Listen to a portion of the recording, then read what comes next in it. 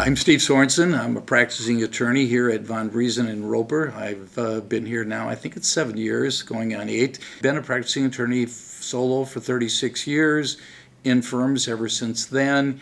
I've also had the experience of serving as the head of the Wisconsin Employment Relations Commission, which is the top mediation organization for the state of Wisconsin. I think that's what makes me pretty good at this mediation gambit. Also, in addition to that, I've served as a university professor. I still teach. I teach constitutional law, introduction to law, business law, and I'm a mediator, and I've been a mediator and been doing mediation. Personally, live in Green Lake, Wisconsin, always been a small town boy living in either central or northern Wisconsin, and I really like the people in my community and always have tried to be active in the community. I think the catchphrase that I would use is the old-fashioned win-win. My mediation style is trying to work with the parties based upon what their real objective is. You know, one of the things about mediation that a lot of people forget is it's not about the issues that somehow are placated by the law or formulated by the law. They're really at the issues of the people. So my style is one of listening, one of observing. I try to get people to come out of their shells, say what really is bothering them, not what their attorney has told them to say or what they, have been forced into by the box of legal standards, but to talk about what they really want. Because I think that mediation, you have to work towards a solution of what the underlying problems are. And that takes a really lot of effort, to use a colloquial phrase. It takes listening. It takes observing, and it takes a little bit of empathy. And if you don't bring that to the table, I don't know that you're going to be a successful mediator. That's my style, to bring those things to the table. I like to have the parties think about what the real issues are. I like to have them sit down and write a narrative of what exactly got them to this point. What is the historical basis? I like them to think through the problem, and I like to have them put it on paper and send me that paper. I don't need the legal arguments. I know the legal arguments. I've been practicing long enough that I know what the law is and where it fits.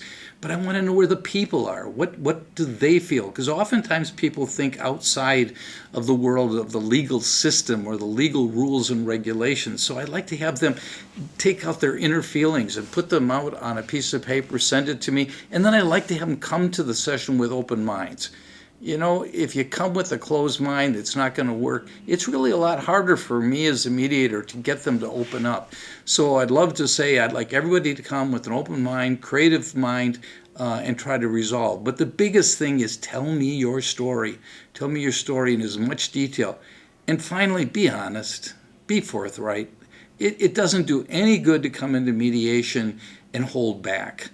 You tell the whole story or else you're wasting your time. So forthrightness, I think that's something I really like to see when the people come, and I want them to come and be honest.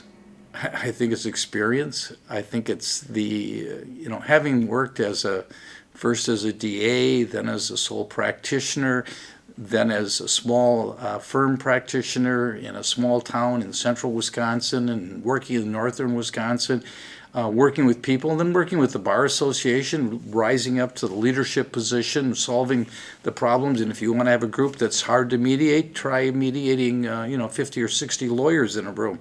That kind of skill level, that gives me that edge. And I think the other thing that's really important is I've learned to listen. I've learned to observe. I've learned to read people. And a lot of the campaigns that I was involved with and a lot of the organizations I've been involved with, I've learned to sit back, listen, and observe. And I think that's a style that makes a mediator good. Mediators that come in and think they have the answers, when they walk in the room, they're not very successful. Mediators that come in, they observe, they listen, and then they work for creative solutions. And I think that's the other thing that's strong with me is creativity.